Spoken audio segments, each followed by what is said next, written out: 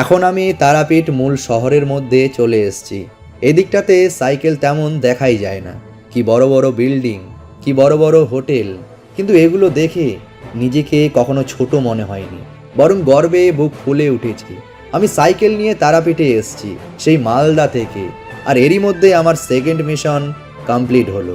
আসুন বন্ধুরা, আপনাদেরকে তারাপীঠ মহাপীঠ ঘুরিয়ে দেখাই। জয় জয় তারা।